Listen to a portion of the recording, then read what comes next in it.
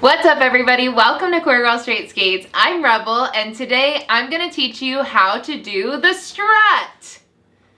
The strut is a dance skate move invented by Star, who is an incredible dance skater, and you should definitely follow her and see all the other cool stuff that she does. But today we are going to learn her move. If you want to learn this move in a little bit more depth, then you can take classes. Star actually teaches classes to teach the strut.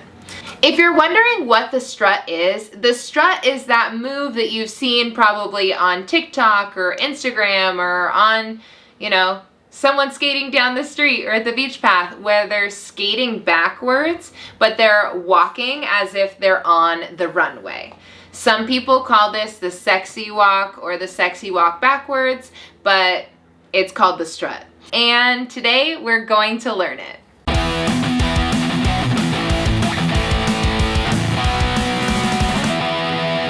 Queer Girl Straight Skates! Queer Girl Straight Skates is a YouTube channel all about roller skating. So if you like roller skating, if you want to be a roller skater, please subscribe, throw a like down there, share this video with your friends to help get the message of roller skating out to the world. I post new videos every Tuesday. So when we're going into doing the strut, there's a few things that you need to know ahead of time. The first is that this move is a move that combines both footwork and attitude. So you need to make sure that you're really relaxed and into your body for this move. The more into your body, the more relaxed, the more just vision and power and look and face that you bring to this move, the better it's going to be. If you are comfortable with skating backwards and skating forwards, you should probably know how to stop also before trying to learn this move, just in case you end up strutting backwards into a situation in which you need to not be in. Then you should probably know how to do that before learning how to do the strut. The easiest way to start doing the strut is to actually start with a little momentum going backwards first. So whether that looks like you pushing off by doing like a couple bubbles, or if that looks like you holding onto a wall and pushing off at first before you're able to get momentum on your own, I would definitely recommend doing that because I think that it's actually easier to do when you're already in motion.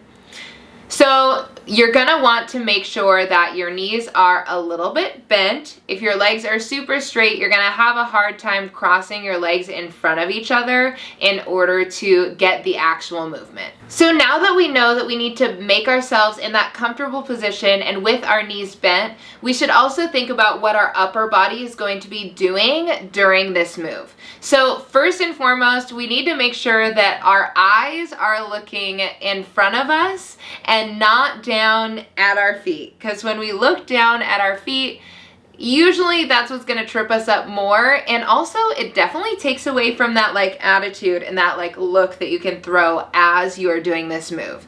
So you wanna make sure not to be looking down at your feet, but rather have the confidence in your feet that they're doing what they need to do, and that even if you fall, that it's okay and that you can totally survive a little fall on your roller skates. And that's just part of how the whole roller skating thing works. So you're going to be looking straight ahead, and then with the upper half of your body, you're gonna wanna be pretty loose. So the more loose you are, the easier this move is gonna be. If you're able to loosen yourself up enough to be able to move side by side as you're shifting your weight, that's gonna give you more of an ease into the move and give you that style that you might be looking for with doing the strut. So now that we know that we have to have our knees a little bit bent, we have to relax into it, we're looking ahead of us, and we're having our body loose enough to be able to move side to side, now let's jump into the actual footwork of the move. So when you first start doing this move, it feels really overwhelming and complicated, even though it seems like this is just walking backwards, right? Like, I should be able to do this, but really there is an art to it and it is complicated. So if you don't feel like you get it right away, don't beat yourself up about it, because really that's totally normal. So what you're gonna do is you're going to imagine, instead of just thinking about walking backwards, you're gonna think more about turning out your feet and walking that way. So your feet aren't actually going to be angled so that they're straight ahead. It's going to be at a little bit of an angle, and that's what's going to give you that ability to kind of move through it and walk in place, or even to straighten out a little bit and give yourself some movement if you want to keep going backwards instead of doing it in place. So there are many different options for you when it comes to how to actually go about like the actual execution of this step. So the next thing that I would recommend that you do, and this is something that Shove actually said that she worked on when she was first learning how to do the strut, is that instead of just trying right away to just go like one foot in front of the other and just kind of like throwing yourself into it and doing it that way, what I would suggest doing is to practice putting one foot over the other and then stepping out with the other foot to kind of grab your balance and make that move. So what you're doing is you're practicing, let's imagine that we do like right foot first, and so we'll take our right foot, we'll step over our left foot, and remember we're using that slant, a diagonal slant with our foot, and then we're stepping out with our left foot and putting it to the side, and then we're taking our left foot and we're stepping over our right foot with our foot at the diagonal, and then taking our right foot and putting it out with the side. So then you're going to practice doing that for a while. You put your left foot over your right foot steps out, then your right foot over your left foot steps out, and you can even add that style and flair as you're doing it that way. I even think that that looks cool. Like, that's a cool move to just like step over and out, step over and out, because then you're still moving backwards. And you're gonna start to get the feel of what I meant when I said loosen up your upper half, because when you step out, then you can turn your body a little bit that direction, and then you step over and you step out and you turn your body the other direction. And so you're kind of getting this flow with your body, and you're still, again, remember, looking ahead or checking what's behind you. You can also check what's behind you, but really for this move you're gonna want to just like look in front of you, right? Because you're just like kind of giving that vibe to the people that you're skating in front of, and then you're like settling into it. So once you feel comfortable with stepping over and then stepping out, stepping over and then stepping out, that's when you're gonna want to start trying to step over and then step over. Step over and then step over. And what I found was, at first I thought that I just needed to step like really, really fast in order to make this move, I don't know, look good, or that it would be like cool or something.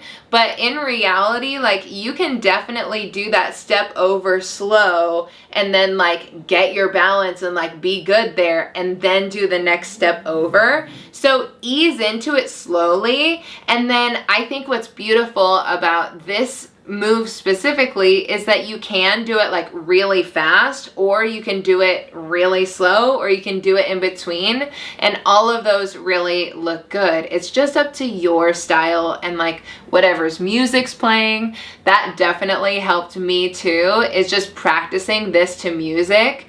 One thing that I definitely struggled with was that I didn't know like what to do with my hands when I first learned this move. Like, I was like, okay, like I am doing this cool thing with my legs, like what do I do with my hands? And the answer is whatever you want.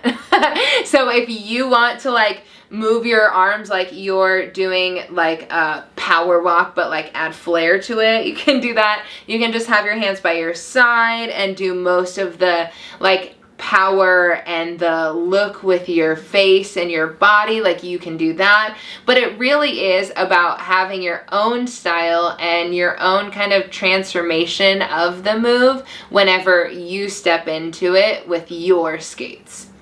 One thing definitely to be aware of when you're practicing this move is that you will trip yourself up at first, and that's normal. So just adjust how much you're bending your knees, or what angle you're putting your feet at, or how much space you're stepping in front of the other foot. Those are all ways that you can troubleshoot if you're tripping yourself up. Another thing to look out for is know that when you're doing this, you're gonna probably in the beginning be pretty concentrated on what's going on with your feet, that you are not thinking about what's behind you. And this move is a backwards skate move, which means that you are moving backwards.